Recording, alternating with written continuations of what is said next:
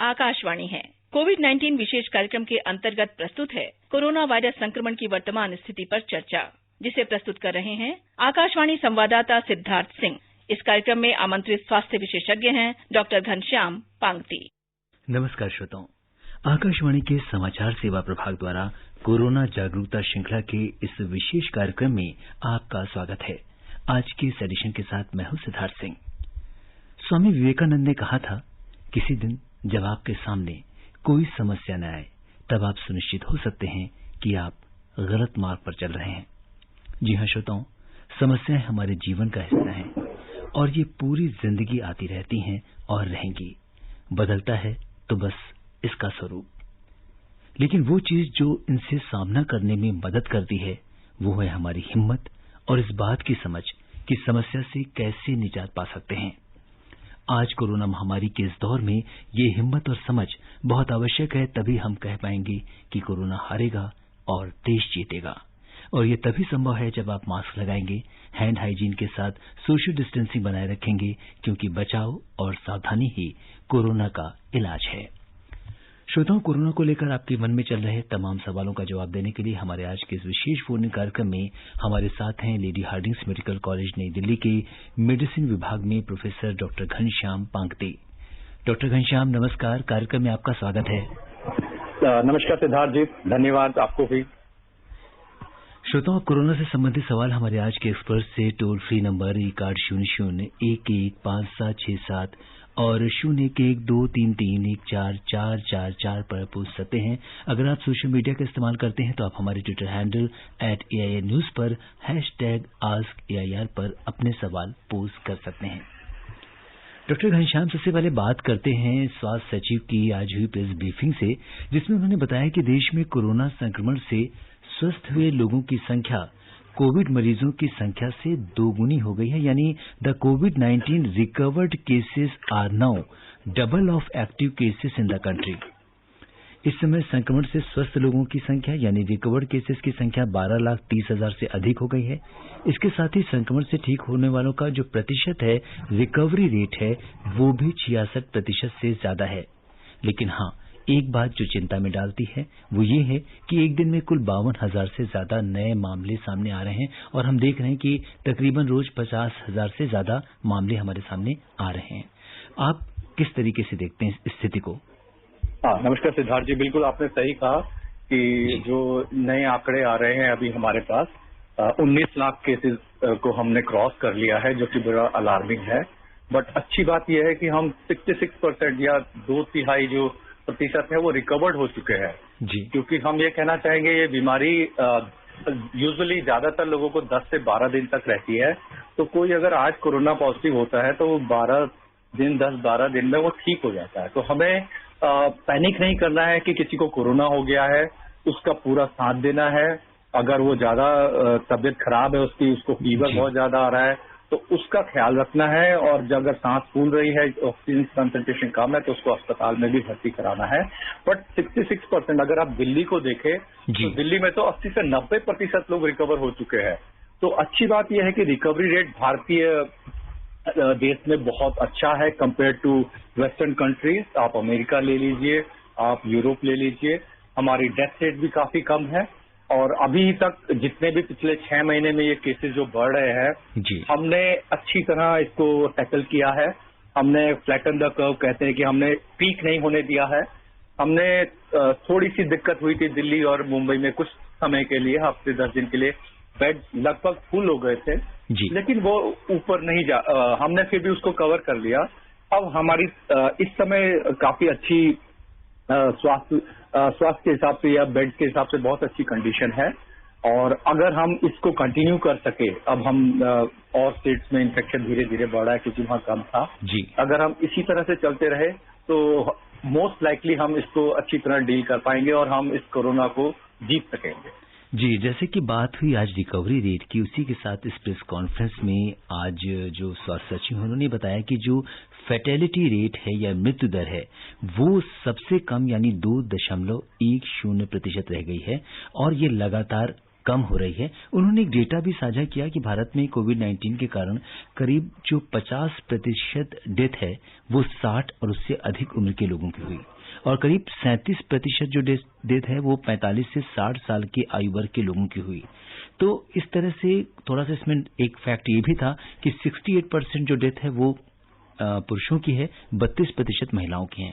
तो अगर हम इन आंकड़ों को देखें तो हम देखते हैं कि सबसे ज्यादा जो संक्रमण का खतरा और उसके बाद उससे जो फैटेलिटी हुई है वो सीनियर सिटीजन्स या जो वृद्ध लोग हैं उनको ज्यादा खतरा है। आप क्या कहेंगे? बिल्कुल, ये जो इतने सारे डाटा भी प्रेजेंट हो रहे हैं जी। बिल्कुल, जो कि हमें शुरू के 1 महीने में जब चाइना वुहान से इन्फेक्शन आया था तब भी यही ज्ञात हुआ था कि एल्डरली को बचा के रखना है, क्योंकि ये जो कोरोना वायरस है और इन्फ्लुएंजा वायरस भी ये 60 साल से ऊपर मरीजों को ज्यादा सीवियर डिजीज करता है। तो अगर हम उनका ठीक से ख्याल रखें तो चांसेस कम है कि उनको सीवियर डिजीज हो, उनको टाइम पे अगर ऑक्सीजन मिले, टाइम पे इलाज हो तो वो ठीक हो जाते हैं। और अगर हमारे पास स्वास्थ्य विभाग में पूरी अरेंज किए हुए बेड्स हैं, हमारे पास आईसीयू केयर है, हमारे पास हाई डिपेंडेंसी यूनिट केयर है, ऑक्सीजन सप्लाई है, तो हम इनकी डेथ भी कम कर सकते हैं। बट ये पूरा ज्ञात फैक्ट है कि एल्डरलीज को, जिनको डायबिटीज है, जिनको कोमॉर्बिड इलनेस है, हाइपरटेंशन है, उनकी मोर्टेलिटी थोड़ी ज्यादा है। और ये बहुत अच्छी बात है कि ओवरऑल हमारे यहाँ सिर्फ 2% की डेथ अभी तक रिकॉर्ड हुई है, जो कि ओवरऑल किसी भी सबसे विकसित देशों में भी ऐसा नहीं देखा गया है। तो हमने ओवरऑल बहुत अच्छी तरह अरेंज किया है और होपफुली हम चाहेंगे कि इसको, हमारा जो इस समय टारगेट है इसको 1% करने का है, सारे सरकार का, हेल्थ सेक्रेटरी से लेके हमारे स्वास्थ्य विभाग का भी होपफुली, क्योंकि हमारे पॉपुलेशन ज्यादा है और अब हमारे बहुत सारे जो अच्छे मेडिकल वाले शहर थे वो अब काफी फ्री हो गए हैं, दिल्ली, मुंबई, ये सब। तो अब हम ऐसा सोचते हैं कि हम शायद टाइम के साथ 1% भी ला सके मृत्यु दर। तो अगर ये कर पाए तो ये हमारे लिए बहुत बड़ी सक्सेस होगी। जी। और डॉक्टर घनश्याम, एक चीज और है, अगर हम टेस्टिंग की बात करें तो देश में अब तक 2 करोड़ से अधिक नमूनों की कोविड जांच की जा चुकी है और पिछले 24 घंटों की बात करें तो एक नया रिकॉर्ड कायम किया गया है। 6,60,000 नमूनों की जांच की गई, जो कि अब तक में सबसे ज्यादा है। और हालांकि टारगेट हमने 10 लाख का रखा है। तो अगर हम देखें कि इस टेस्टिंग को लेकर आप इस आंकड़ों को किस तरह से देखते हैं? और दूसरा, बहुत सारे हमारे ऐसे लोग होते हैं जो टेस्टिंग कराने जब जाते हैं तो उनके मन में एक भय रहता है कि कहीं वो पॉजिटिव ना आ जाए, तो इस डर से भी कई बार लोग सामने नहीं आते हैं कुछ आरंभिक लक्षणों के बावजूद। ऐसे लोगों से आप क्या कहेंगे और टेस्टिंग को आप किस तरीके से देखते हैं? बिल्कुल, ये भी एक हमारी सक्सेस स्टोरी है। मे भी एक कारण ये भी है कि हमारे पिछले हमने 4-5 महीने से बहुत ही रैपिडली टेस्ट को हमने अपग्रेड किया है। आपने बिल्कुल सही बताया, पिछले हफ्ते ये 4,50,000 के करीब टेस्ट पर दिन कर रहे थे, अब वो 6.5 लाख तक आ गया है। और होपफुली अगले 2-3 हफ्ते में हम जो 10 लाख का टारगेट है पर डे वो भी पूरा कर लेंगे। इसमें अच्छी बात यह है कि पहले जब हमारे यहाँ डिजीज शुरू हुई थी हमारे पास सिर्फ एक ही टेस्ट था, RT-PCR टेस्ट, जिसमें कि टाइम लगता है करीबन 6 से 8 घंटे और बड़ी लैब्स की जरूरत होती है और सिर्फ मुख्य शहरों पे ही था। अब हमारे पास बहुत वाइड वैरायटी ऑफ टेस्ट है। अगर आप PCR की टेस्ट की बात करें, हमारे पास CB-0 करके टेस्ट है जो कि कोविड को भी डिटेक्ट कर सकता है। पहले हम उसका यूज जीन एक्सपर्ट की तरह हम TB के लिए करते थे। इसी तरह एक और PCR टेस्ट है TrueNAT, वो भी हमारे पास अवेलेबल है। वो छोटे शहरों में और मोबाइल वैन में भी जा सकता है। और सबसे बड़ी बात, अब रिसेंटली हमारे पास एंटीजन डिटेक्शन टेस्ट आया है जो कि रैपिड टेस्ट है, 15 से 30 मिनट में हमें टेस्ट दे देता है और अच्छी खासी उसकी सेंसिटिविटी है, पिकअप रेट काफी अच्छा है। हम उसको गोल्ड स्टैंडर्ड PCR से तो कंपेयर नहीं कर सकते, बट जिसको सीवियर डिजीज है और जिसको सिम्टम्स है उसमें पिकअप रेट 90% से ऊपर है। तो अच्छा टेस्ट है, रैपिड है और हमारी जनसंख्या को देखते हुए, हमारे इतने सारे स्टेट्स को देखते हुए, हमारे पेरिफेरल रूरल एरियाज को देखते हुए ये रैपिड एंटीजन टेस्ट करना और आना भारत में बहुत जरूरी था। और हम लकी है कि अब हमारे देश में ये बन रहे हैं। पहला जो किट आया था वो गुड़गांव से कोरिया की कंपनी के साथ हमारे एक कोलैबोरेशन से बना था। अब 2-3 और कंपनी के अप्रूव हो गए हैं। तो होपफुली अगले हफ्ते में हमारे पास 2-3 और एंटीजन टेस्ट आ जाएं रैपिड। तो इस तरह से हमने अपग्रेड कर लिया है। रिगार्डिंग जो आपने बताया कि लोग डरे हुए हैं कि टेस्ट पॉजिटिव आ जाएगा तो कितनी परेशानी होगी, इसमें सबसे जरूरी है कि सबसे इम्पोर्टेंट हमें पहले तो टेस्ट अवेलेबिलिटी होनी चाहिए, टेस्ट कर लिया, फिर जिसका टेस्ट पॉजिटिव है हमें उसे आइसोलेट करना है। तो जब तक हमें पता नहीं चलेगा कि किसको पॉजिटिव है, और ये बड़ा कंटेजियस डिजीज है, बड़ी तेजी से फैलता है, अब 1-2 दिन में ही पूरे परिवार को और नेबरहुड को इन्फेक्ट कर सकता है। अगर हम जो हाथ साफ करने का हम इतनी टाइम से आप इनको सबको ज्ञान दे रहे हैं, 2 गज की दूरी रखने का और भीड़ में न जाने का, अगर हम इसमें थोड़ी भी कौशलता बरतेंगे तो ये बड़ी तेजी से फैल सकता है। तो बिल्कुल। और डॉक्टर घनश्याम, यहाँ पे ये भी आपसे कहना चाहेंगे कि अगर आप देखें तो जितने भी सेलिब्रिटीज हैं या हमारे रोल मॉडल्स जो लीडर्स हैं, उन्होंने जब भी किसी का टेस्ट पॉजिटिव आया है तो उन्होंने इसको तुरंत ट्वीट करके या दूसरे माध्यमों से आम लोगों को बताया है कि वो पॉजिटिव हैं, और उसके साथ ही उन्होंने इसको शेयर करने में जरा सी भी झिझक महसूस नहीं करी। तो ये एक संदेश जाता है कि कोई भी व्यक्ति, क्योंकि इसमें किसी की गलती नहीं हो सकती, कोई भी व्यक्ति किसी भी तरीके से संक्रमित हो सकता है। बिल्कुल, ये आपने बहुत अच्छी बात कही है कि हमें जिसको कोरोना हो गया है उसको बिल्कुल स्टिग्मेटाइज नहीं करना है, और उसके बारे में ये नहीं सोचता कि उसने गलती की है, उसने शायद मास्क थोड़ी देर नहीं पहना होगा या उधर गया होगा। ये किसी को भी हो सकता है, बहुत ही कंटेजियस डिजीज है। और जो कि सेलिब्रिटी बड़े बड़े हमारे यहाँ महानायक हैं, अमिताभ बच्चन जी, जिस दिन उनका पॉजिटिव हुआ उन्होंने बताया, ट्वीट किया, और उन्होंने ये भी बताया कि पिछले 2-4 दिनों में जो मेरे कॉन्टेक्ट में आए हैं प्लीज आप भी टेस्ट कराइए। और आप देख सकते हैं वो एज में कितने वृद्ध हैं, काफी 70+ एज है, और वो रिकवर भी कर गए हैं। तो इसमें डरने की कोई भी बात नहीं है। 70 साल प्लस वाले, 80-90+ वाले भी रिकवर कर रहे हैं, बस उनको मॉनिटरिंग की जरूरत है। और डॉक्टर घनश्याम, ये भी देखिए कि जब हम डिक्लेयर करते हैं कि मैं कोरोना पॉजिटिव हूं, तो उसके बाद जो आपके कॉन्टैक्ट्स में लोग आए हैं उनको भी, कॉन्टैक्ट वाले लोगों को भी आप आइसोलेशन में जाने के लिए कहते हैं। बिल्कुल बिल्कुल, ये बहुत जरूरी है। ये देखा गया है कि जिसको कोरोना पॉजिटिव आता है तो उसके जब सिम्टम्स शुरू होते हैं, सिम्टम्स सबसे कॉमन है फीवर का, हाई ग्रेड फीवर आता है, बड़ी तेज से ज्वर आता है, और उस तरह का तेज बुखार ऐसा देखा बहुत कम जाता है वायरल फीवर में। तो बुखार, खांसी होना और सोर थ्रोट, गला खराब होना, अगर ये 3 सिम्टम्स है और उसकी अगर तबियत ज्यादा खराब है तो हम उसको टर्म देते हैं सारी, या सीवियर एक्यूट रेस्पिरेटरी इलनेस। अगर वो इतना सीवियर नहीं कि उसको अस्पताल जाने की जरूरत है, बट ये सिम्टम्स है तो हम उसको ILI भी कहते हैं, इन्फ्लुएंजा लाइक इलनेस। अगर इस तरह के सिम्टम्स किसी को आ जाते हैं और इस तरह के किसी जिसको कोरोना है उसके संपर्क में वो है, उसको इमीडिएटली टेस्ट कराना है। बिल्कुल नहीं सोचना है, क्योंकि उसको अपने परिवार के, अपने घर के वृद्ध लोगों का पूरा ख्याल रखना है, अपने सोशल नेटवर्क का ख्याल रखना है, क्योंकि ये उनको स्प्रेड करेगा। और हमने अभी बात की है कि जो एज में ज्यादा है उनको ये ज्यादा सीवियर होता है। तो आप तो यंग है, आपको अपने वृद्ध लोगों का ख्याल रखना है, और अगर हम ख्याल रखेंगे और टेस्ट करेंगे तभी हम इसको कंट्रोल कर सकते हैं। तो testing, isolation, and patient who require treatment should be sent to a hospital and get treated. जी डॉक्टर घनश्याम, आपने बहुत महत्वपूर्ण बात कही कि अगर किसी को भी थोड़ा सा भी लक्षण है या ऐसा महसूस होता है तो उसे टेस्टिंग से परहेज नहीं करना चाहिए। इस बीच बहुत सारे ऐसे श्रोता हैं जो आपसे सवाल करना चाह रहे हैं, और सबसे पहले हमारे साथ दिल्ली से जुड़ चुके हैं RS चावला जी। जी चावला जी, नमस्कार, कार्यक्रम में आपका स्वागत है, अपना सवाल पूछिए। जी नमस्कार डॉक्टर साहब। नमस्कार। नमस्कार चावला जी। ऐसा है सर, मैं हूँ 83। जी जी जी। और मुझे बाजार जाना पड़ता है, मजबूरी में। ओके। और बाजार जब जाता हूँ तो मैं 4 रुपये का स्कूटर उसके ऊपर बैठा रहता हूँ और मास्क लगाए रखता हूँ, दुकान में उतरता नहीं कभी मैं। अच्छा। लड़के को बुला के सामान मंगा लेता हूँ, तो मुझे कोई दिक्कत तो नहीं आ गई, और पर कैसे तकलीफ चाहिए मुझे, ये बस। जी डॉक्टर घनश्याम, उम्र जो है आप देखें तो 83 साल की है, लेकिन फिर भी जरूरी काम से इनको बाजार जाना पड़ता है। तो ऐसे लोग जो सीनियर सिटीजन हैं, और बहुत जरूरी है अगर उनके लिए कोई ऐसा व्यक्ति नहीं है जो उनके लिए सामान ला सके या बाहर निकलना, तो ऐसे में क्या एहतियात बरतें? बिल्कुल, जैसे कि आपने कहा कि आप पूरी कोशिश कर रहे हैं, और सबसे इम्पोर्टेंट कोशिश ही है। आप अगर मन से है कि मुझे इस कोरोना से बचना है तो आप बच सकते हैं।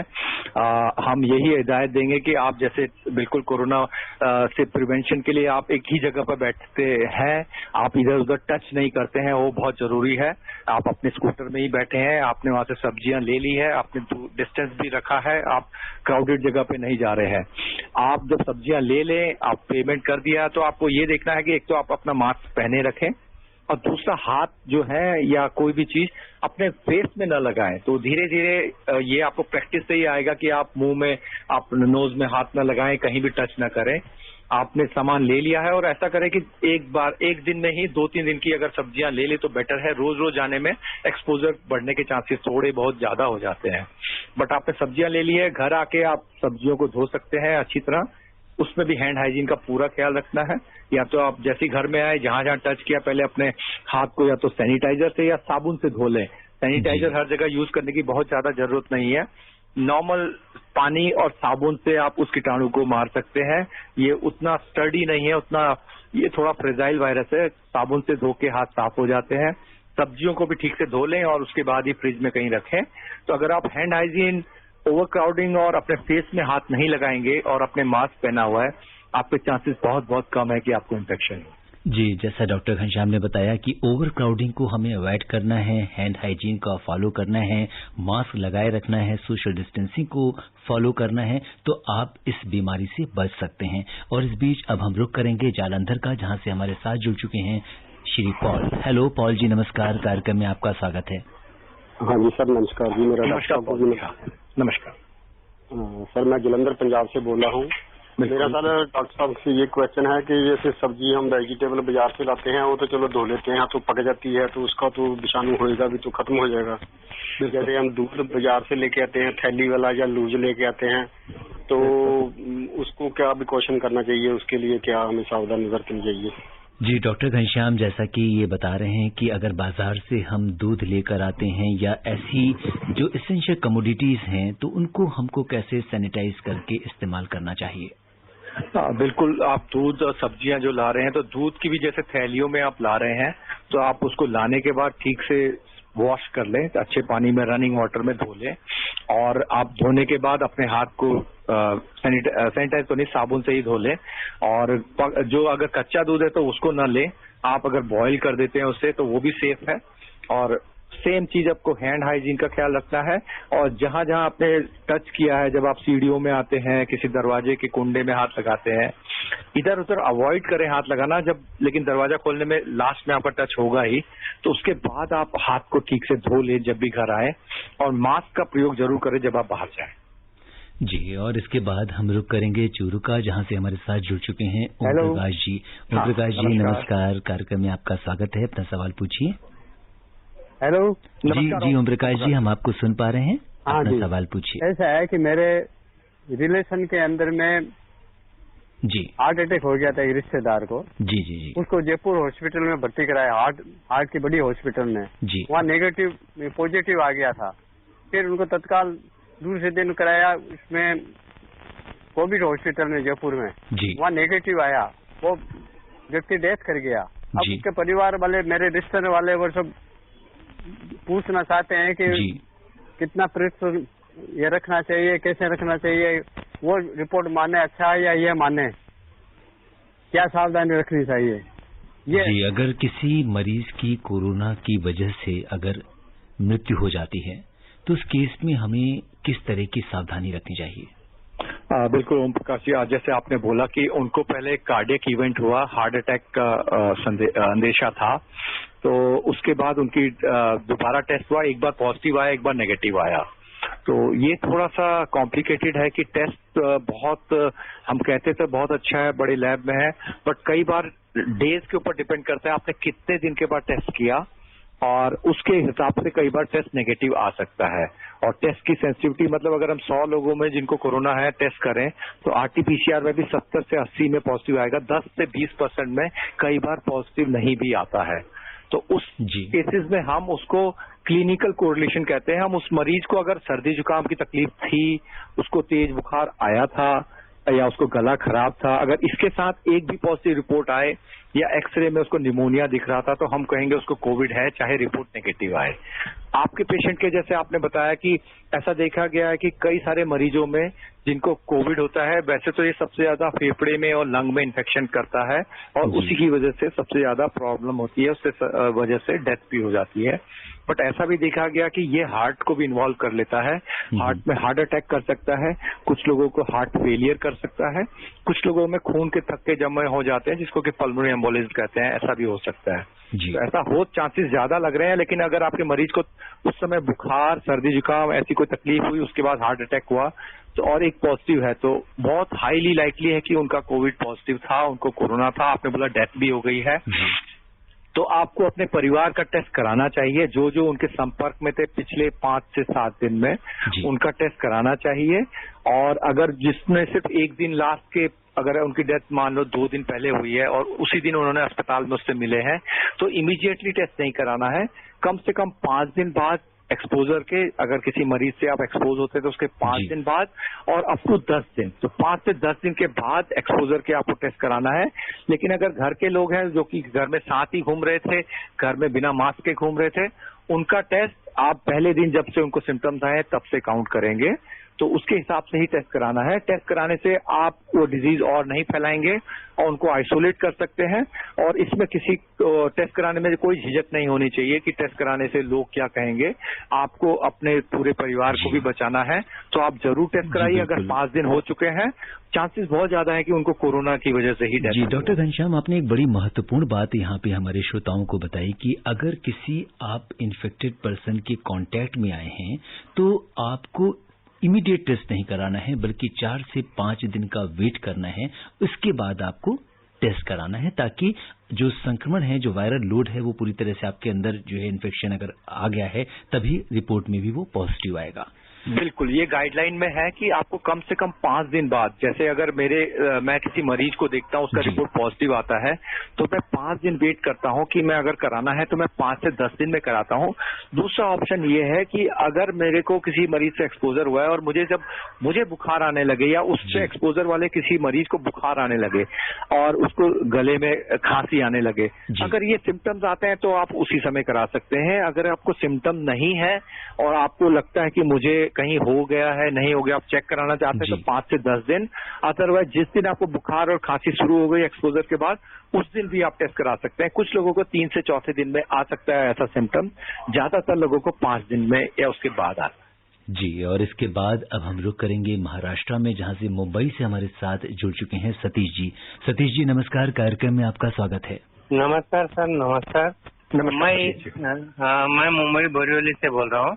बिल्कुल सर, मैं ये जानना चाहता हूँ, जिस तरह से जांच की जनसंख्या बढ़ाई जा रही है, 6 लाख 7 लाख यहाँ तक कि 10 लाख का एवरेज बनाना चाहते हैं जी, तो इसमें लापरवाही तो नहीं हो रही है कि सिर्फ जांच करने में जल्दी जल्दी जांच की जा रही है? दूसरी चीज ये है कि इस तरह जांच होती रहेगी तो हर आदमी को कुछ ना कुछ तो निकलेगा ही सर।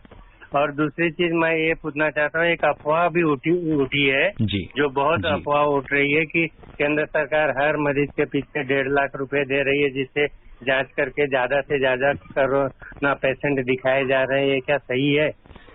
जी, दूसरे सवाल का जवाब मैं आपको दे देता हूं कि इस तरह की कोई सरकार की योजना नहीं है, और ये सिर्फ एक ऐसी, हम ये कह सकते हैं कि ये एक मिथ है, ये अफवाह है। और डॉक्टर साहब आपसे, डॉक्टर घनश्याम आपसे जानना चाहेंगे कि जांच के बारे में जो इन्होंने पूछा है कि कितनी इसकी प्रामाणिकता है, किस तरीके से, तो वो आप बताइए। अच्छा, ये बिल्कुल सही बताया सिद्धार्थ जी ने कि आपको पता होगा कि इस समय पूरी हमारी जो अर्थव्यवस्था है वो इकोनॉमी बहुत बुरी हालत में है, क्योंकि सब लोग घर में है, बहुत सारी फैक्ट्रियां बंद है, कहीं काम नहीं हो रहा है, तो गवर्नमेंट कहाँ से पैसे देगी? तो आप बिल्कुल इसको भूल जाइए कि कोई ऐसी कुछ सोच रहा है। गवर्नमेंट पूरी तरह इस कोरोना को हराने में जुटी हुई है, और सारे डॉक्टर्स, हेल्थ केयर वर्कर भी इसी के पीछे जुटे हैं कि कैसे हम इसको पार कर पाए, कोरोना को, विदाउट ज्यादा मॉर्बिडिटी, मोर्टेलिटी और डेथ ना हो। रिगार्डिंग आपके टेस्ट की बात है, देखो हमारी जनसंख्या 130 करोड़ है। अगर हम कह रहे हैं कि हमारा टारगेट है 10 लाख लोगों का टेस्टिंग करना, आप सोचिए 130 करोड़ में 10 लाख टेस्ट कहाँ स्टैंड करते हैं? और इस समय हम लोग 6 लाख में आए हैं, और पिछले 4 महीने पहले हमारे पास 1 लाख टेस्ट भी बड़ी मुश्किल से हो रहे थे। इतने सस्ते भी नहीं है। अगर आरटीपीसीआर का टेस्ट का कहें तो लगभग 3000 रुपए एक टेस्ट में खर्च होते हैं, क्योंकि किट बाहर से आ रही थी, जबकि रैपिड किट भी 500 रुपए से कम नहीं है। हम अगर 6 लाख टेस्ट करते थे, आप सोचो कितना हमारा खर्चा हो रहा है, कितने डॉक्टर्स उसमें लगे हुए हैं, कितने हेल्थ केयर वर्कर्स लगे हुए हैं। It's a very costly thing. तो ये बड़ी मेहनत का काम है। साइंटिफिक तरीके से नए नए किट इजाद किए जा रहे हैं, और हमें टेस्ट करना पड़ेगा, क्योंकि हमारे को, अगर आप 2 महीने बाद मुंबई को देखो और आसपास के अपने नागपुर उधर देखेंगे तो ये केसेस नागपुर और अब पेरिफेरी में मुंबई के महाराष्ट्र में पहुंचेंगे। तो उसके लिए हमारे पास किट होने चाहिए ताकि हम उनको कवर कर सके। इसलिए हम अपनी किट की संख्या बढ़ा रहे हैं कि हम कुछ टाइम के बाद, ये 19 लाख आज केसेस हैं, कुछ टाइम के बाद हमारे ये 50 लाख हो जाएंगे, 1 करोड़ हो जाएंगे। तो जो एक बार ट्रीट हो गया उसको तो दोबारा कराने की जरूरत है नहीं। हम नए लोगों का टेस्ट कर रहे हैं सारे। अगर आप चेक करें कहीं भी किसी स्टेट में, अगर आपके कोई रिश्तेदार रहते हैं, आप पता करेंगे हमारी टेस्टिंग ऐसे रैंडमली नहीं हो रही है, जबकि वेस्टर्न कंट्रीज में आप कोई भी जाके वॉक इन कर सकता था।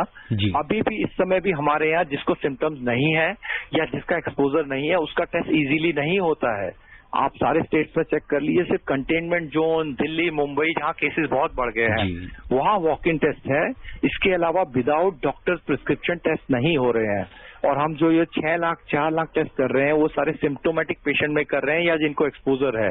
इसलिए हमारा पिकअप रेट बहुत अच्छा है और हम बिल्कुल टारगेट पे चल रहे हैं क्योंकि हम इससे ज्यादा नहीं कर सकते। डॉक्टर घनश्याम, बहुत महत्वपूर्ण बात आपने बताई कि हमें जो टेस्टिंग है वो बहुत इम्पोर्टेंट है और ज्यादा से ज्यादा लोगों की अगर हम टेस्टिंग कर पाएंगे तभी हम इस पे कोरोना पे नियंत्रण कर पाएंगे। और इस बीच अब हम रोहतक का रुख करते हैं जहां से हमारे साथ जोगिंदर जी जुड़ चुके हैं। हेलो जोगिंदर जी, नमस्कार। कार्यक्रम में आपका स्वागत है, अपना सवाल पूछिए। जी जोगिंदर जी, आपको हमारी आवाज आ रही है? हाँ जी सर। हाँ नमस्कार जोगिंदर जी। हाँ सर, नमस्कार जी। नमस्कार। हाँ सर, ये पूछ रहे थे कि जैसे WHO की तरफ से स्टेटमेंट आती है कि भाई अभी प्रोलॉन्ग्ड काफी लंबा समय चलने लगेगा बीमारी कोरोना को जी, और आप लोग डॉक्टर साहब सभी कहते हैं कि भाई अभी वैक्सीन बनने हर साल के अंत तक हो जाएगा। ये प्रोलॉन्ग्ड और थोड़ा टाइम, इसका क्या मतलब है सर, समझाए थोड़ा। जी बिल्कुल डॉक्टर घनश्याम, जैसा कि अभी WHO ने 2-3 दिन पहले अपनी एक एडवाइजरी जारी की थी जिसमें ये कहा गया था कि जो कोरोना से अभी बहुत जल्दी जो है छुटकारा मिलता नहीं दिख रहा है, अभी इससे एक लंबी लड़ाई लड़नी है। तो इसके बारे में आप क्या कहेंगे?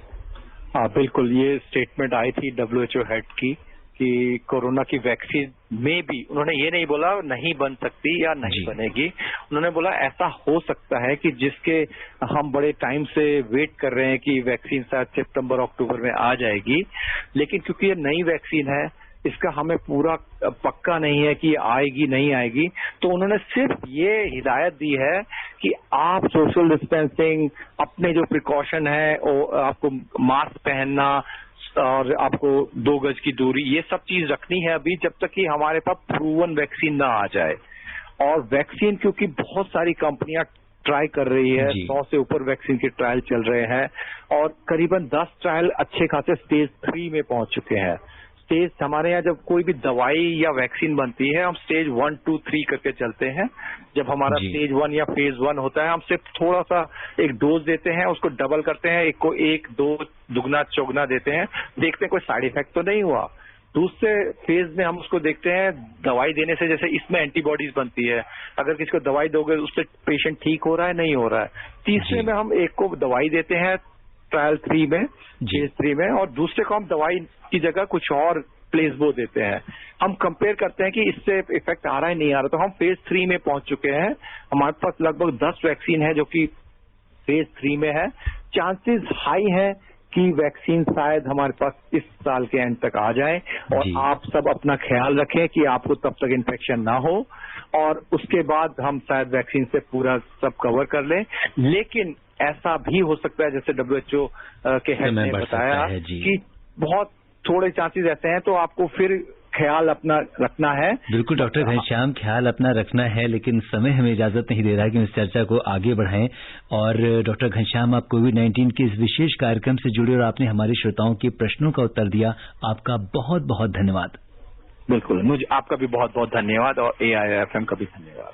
श्रोताओं, आज के अंक में बस इतना ही। चलते चलते आपसे यही कहेंगे कि ये कह के दिल ने मेरे हौसले बढ़ाए हैं, गमों की धूप के आगे खुशी के साए हैं। आप अपनी हिम्मत और हौसला यूं ही बनाए रखिए, साथ ही आप स्वस्थ और सुरक्षित रहते हुए दूसरों को भी सुरक्षित रखिए। इसी कामना के साथ दीजिए मुझे अनुमति। नमस्कार। कोविड-19 विशेष कार्यक्रम के अंतर्गत अभी आप सुन रहे थे कोरोना वायरस संक्रमण की वर्तमान स्थिति पर चर्चा, जिसे प्रस्तुत कर रहे थे आकाशवाणी संवाददाता सिद्धार्थ सिंह। इस कार्यक्रम में आमंत्रित स्वास्थ्य विशेषज्ञ थे डॉक्टर घनश्याम पांगती। ये कार्यक्रम आकाशवाणी के समाचार सेवा प्रभाग द्वारा प्रस्तुत किया गया। इसे आप हमारे mobile app news on AIR पर भी सुन सकते हैं। इस कार्यक्रम के संबंध में अपनी प्रतिक्रिया आप हमें ईमेल कर सकते हैं। पता है AIRNSTtalks@gmail.com।